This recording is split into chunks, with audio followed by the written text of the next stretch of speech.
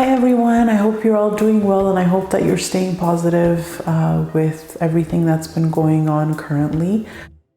I am here today with the highly anticipated video on baby nutrition. I've had a few people asking me to make this video, and with a 10-month-old baby at home and studying nutrition at the same time, this topic is near and dear to my heart. So I will gladly share everything that I know in regards to baby nutrition. All of those that actually know me personally are always intrigued by what I feed my baby. And sometimes I even find myself saying things like, "Oh, this is normal food," when someone asks me, "What is your baby eating today?" So I know that a lot of the things that he eats are not very common for babies his age, and I know that so that's why I say normal versus not. So my 10-month-old has not had any grains, not a single grain, and he has not had any legumes, and I know that's really strange for a Habesha baby not to have had shiro by now. But yeah, so he has not had any grains, he has not had any legumes, he hasn't had any nuts, any milk, any formula, any leafy green vegetables, so no lettuce, no spinach, no gomen, kale. And he also has not had any tomatoes or any raw vegetables. I'm sure you must be thinking, oh my God, she is literally starving her baby. But I promise you I'm not. He eats well and he's pretty strong. I'm just feeding him different things. I'm gonna start by explaining to you when and how we should start giving solids to babies, by looking at their digestive system and how it works at that early stage. And then I will go into what I am feeding my baby.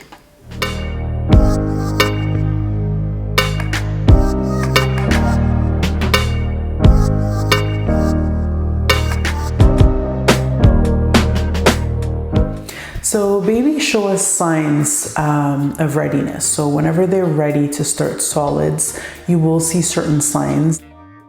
It could be that they're eager, so they'll chew while you're chewing food. It could also be that they're reflex. So normally a baby will push his tongue out if you put something near his lips or on his mouth, but by the time they are ready for solids, they will stop pushing their tongue out when you put something on their lips. So that's also a sign to look out for. For us, we knew, because my baby was very eager and he would chew every time we ate. And he actually even chewed when he smelled food. Or even when he saw a picture of food. So we definitely knew that he was ready. And so we decided to start him slowly. So I will explain how I did all of that later on.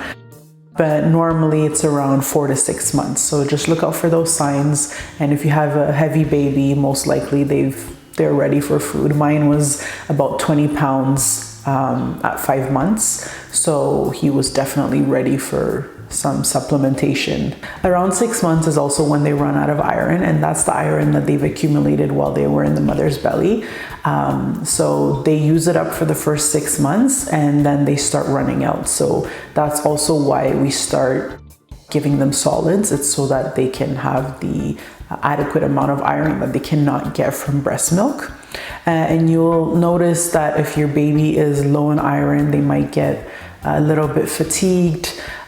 They might be unhappy, they might be scared, fearful, they might be clingy and socially distanced. We will later discuss which foods are rich in iron and can be given as of 6 months. As for baby food, it is always best to make the food at home, and that's because the most nutritious food items are actually not available in baby jars. So it's best to make everything at home. And with technology and being able to freeze things and ferment things, it actually takes very little time to prepare your baby's food for the week. So normally it takes me about 2 or 3 hours spread out throughout the week, once a week, to prepare enough food for the week, and sometimes even for a couple of weeks, because I freeze everything and I also ferment a lot of things. So that is always an option.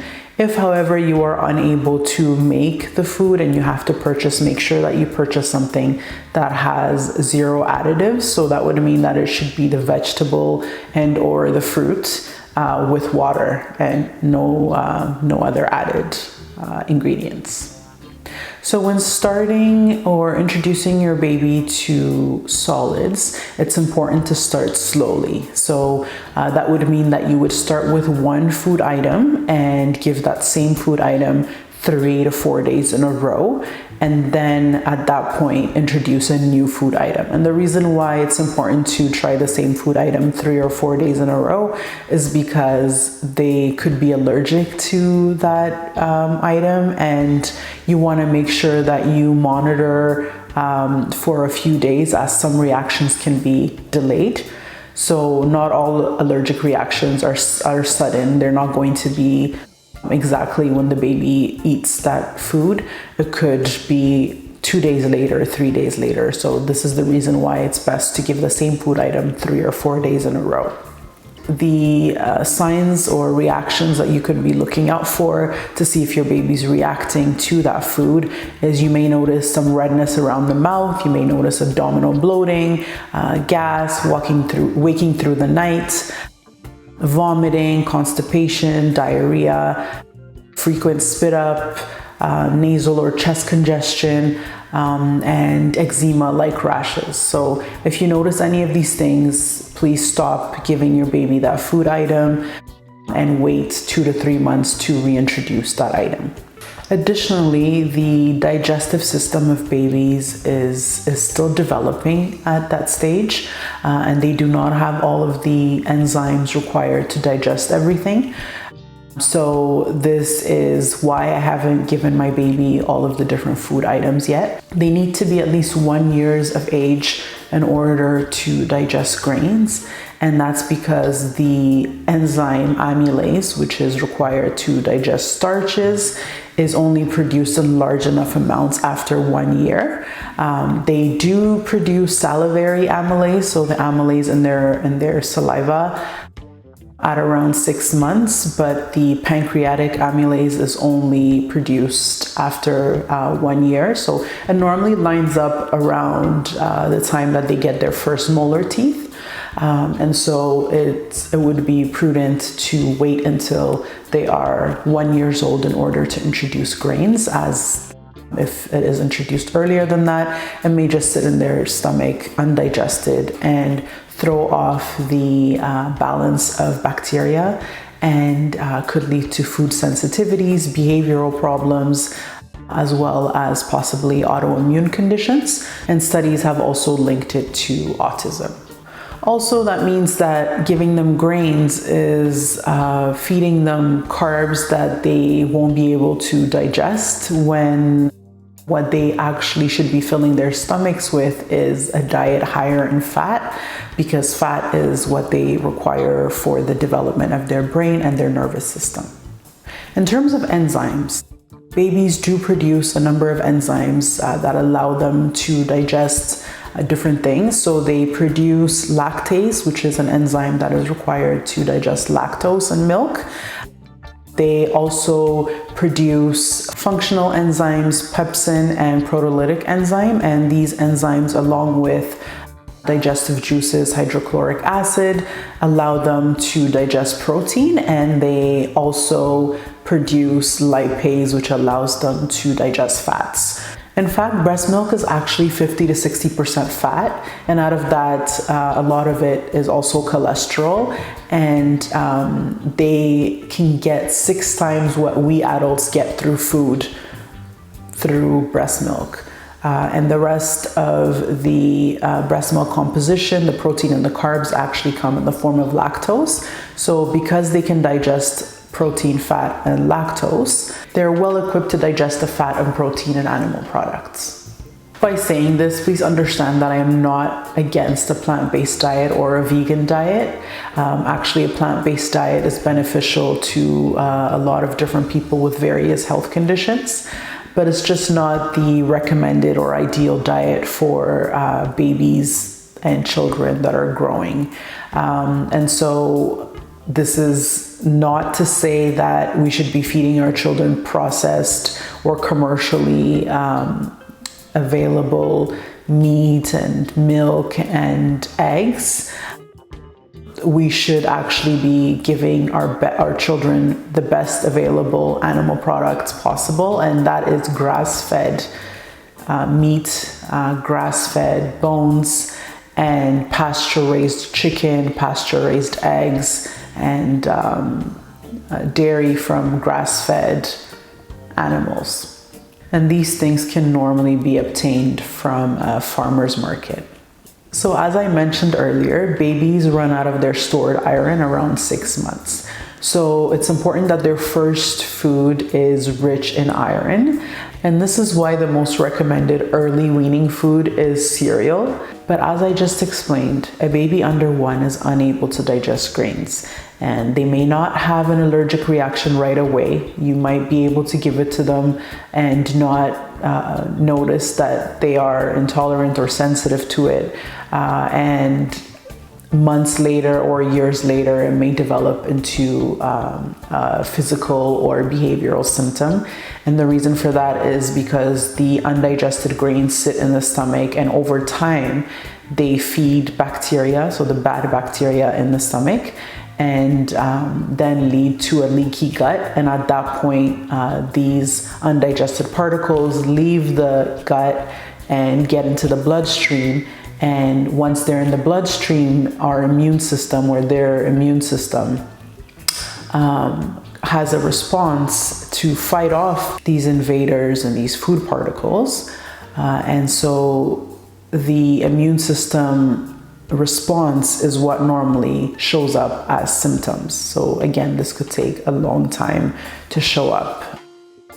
And this is not to scare you. It's just to tell you that the effect of giving grains to a baby may not be immediate. And this is why grains need to be introduced after the age of 1. And even then, it should be pre-digested by soaking, fermenting, and cooking at an extended period of time in order to help them digest it. Also, as previously mentioned, babies need fat. And again, this is why breast milk is composed of mostly fat. Animal fat not only provides them with energy, but it also provides them with various vitamins such as vitamin A, vitamin D, vitamin K. And these are all important for protein and mineral assimilation, as well as hormone production and normal growth. And in addition, fats are also useful in helping us digest vegetables and fruits. All right, speaking of fat, let's talk about cod liver oil. So cod liver oil is an important supplement to give to a baby as it provides them with vitamin A and vitamin D, as well as omega-3. And so these vitamins and fatty acid is important for their brain development, nervous system development, their vision, as well as for the development of their bones. And it's also important for the strengthening of their immune system. So cod liver oil can be given as early as 4 months of age. But please be aware when you're buying cod liver oil, as a lot of the cod liver oil that's in the market is over processed with heat, and so they've removed the vitamin A and vitamin D through the processing and have added synthetic vitamin A and vitamin D into the cod liver oil. So please check out the description box below, as I've provided the cod liver oil that I've been giving my child. It was the cod liver oil that was recommended by my nutrition program. If you are in the US, I've also included a secondary option. Both are comparable. Cholesterol is also important as it insulates the nerves in the brain as well as the nervous system. It is also necessary for hormone production, and it helps us digest fat because it increases the amount of bile acids that we have. So this is why eggs are important first foods for babies. Egg yolks are rich in cholesterol, choline, omega-3, and other brain building substances. And a yolk from a pasture-raised hen actually contains 30 to 40% more omega-3 than eggs that you can buy from the supermarket that are not pasture-raised. And so it's always best to get your eggs pasture-raised. Whenever I tell people that my baby's first food was egg yolks, they are often shocked because they assume that eggs are an allergen, or that egg yolks is an allergen. But actually, egg yolks are completely safe. It is the egg white in eggs that could be a potential allergen, and it is a lot harder for them to digest. So not only is it safe, it's actually quite beneficial for them. And last but not least, babies need salt. So I'm sure you were not expecting that. I know this one is normally the shocker. So yeah, baby needs salt. And the reason they need salt is because they need the chlorine for the production of hydrochloric acid in their stomach. And also chlorine is important for the nerve development in the brain, specifically for glial cells. And glial cells make us capable of higher and creative thinking. So salt is important in a baby's diet. Okay, and now let's go over the food that we should either not be giving babies or should modify in order to allow them to digest it better.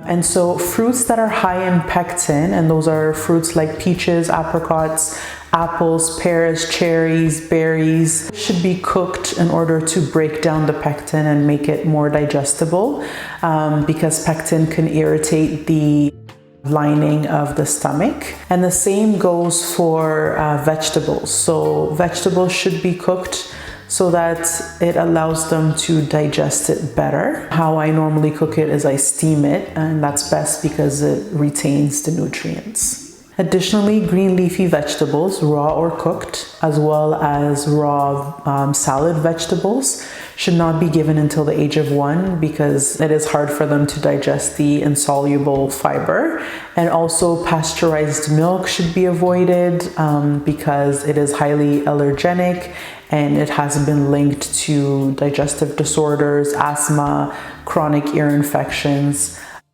And I know that raw milk is not available everywhere. It's actually illegal in Canada. So if you cannot find raw milk or you don't feel comfortable giving raw milk, then the alternative is to give lacto-fermented foods such as yogurt, kefir, and lacto-fermented vegetables, lacto-fermented sweet potato, lacto-fermented beets, sauerkraut. So things that will build their microbiome while simultaneously giving them the vitamins and minerals that they would have obtained through milk. Citrus and tomatoes should also be avoided until 9 months of age because they are common allergens. And in the same token, legumes and nuts should also be avoided for the first year. And lastly, honey. Honey should not be given to a baby under 1 year of age, and that is because they potentially contain spores that their stomach acid is not strong enough to deactivate. So we should hold on from giving honey until a baby is at least 1 year of age. All right, so I hope that explains why my baby has not been eating any grains, legumes, nuts, milk, leafy vegetables, or uncooked vegetables. So now I will actually list out what my baby has had and how I introduced it, at which point did I introduce each food item, and so on and so forth. So when my baby was 4.5 months old, so 4 months and a half, I started giving him bone broth that I made at home from grass-fed beef and lamb bones. So I gave that to him for a couple of weeks, and then at around 5 months, he started taking 1/4 of a teaspoon of the fermented cod liver oil. And then after a couple of weeks on the cod liver oil, so when he's been on bone broth for a month technically and cod liver oil for 2 weeks, at that point is when he had his first real solid food. And that was a soft hard-boiled egg yolk. So I hard-boiled it, but not for long. If you have an Instant Pot, I believe it was for 5 minutes on pressure, on high pressure, and that's how I first gave it to him. So I hard boiled it, but it was still soft enough to mush. And then a week or so later of just the egg yolk, he started avocado. So then after a week of avocado is when he officially hit the 6-month milestone. So at 6 months is when I started giving him pureed chicken liver.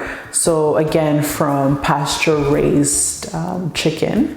And how I cooked it for him was I cooked it with some onion, coconut oil, and a little bit of salt, sea salt. And so I cooked it and pureed it and gave it to him. And yeah, that was his first meat. And then after that, between the 6 to 8 month window is when he started all of his other foods. So he started pureed lamb and beef, again, grass-fed. And then he also started lacto-fermented foods such as yogurt, kefir, fermented cream, lacto-fermented sweet potato, and lacto-fermented beets. And he also started cooked fruits and vegetables such as blueberries, apples, pears, squash, zucchini, and carrots. And in the last couple of months, he has had additional cooked vegetables such as broccoli, cauliflower, peppers, mushrooms, and sweet potato and potato. He has also started eating bananas and mangoes in the last month or so.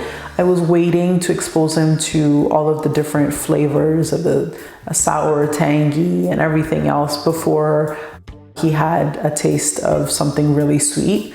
I didn't want him to prefer it, so that was my own personal strategy. There's nothing that, in terms of like their digestive system, that doesn't allow them to eat bananas as early as 5 months, 4 months, or whatnot. I just chose to wait to expose him to different flavors. So he started eating bananas and mangoes around 9 months, and he likes them. At first, he actually didn't even like it because it was too sweet, but now he likes it. He also recently started eating chicken, and the reason why he hadn't had chicken before the last couple of weeks was because living in Canada was hard to find pasture-raised chicken in the winter. So I recently got a hold of some pasture-raised chicken, and I gave it to him recently, and he likes it so far. The only real risk that I've taken so far in terms of allergens is egg whites. So the reason why I started that was because he's been eating egg yolks since he was 5 months old, and I always gave it to him hard-boiled, soft hard-boiled, and mixed it in with different things like fermented cream and so on. But he got really bored of it and he started refusing it.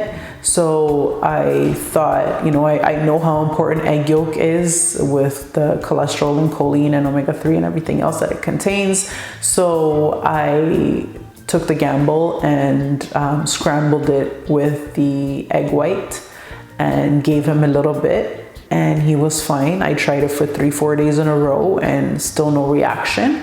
So now he has it every day, and it was a real gamble for me because my mother told me that I was allergic to eggs when I was a baby. So I was a bit worried that, that I would have seen an allergic reaction, and my husband was like, "Oh, let's just try it. Let's try it." And I was like, "Okay, fine." he really needs to continue eating eggs. So yeah, so that's basically the only gamble I've taken so far. He also recently started eating oranges. I waited until he was past the 9-month mark, and they are his absolute favorite. He can sit and eat a full orange, and this is after a full meal. So he loves his oranges.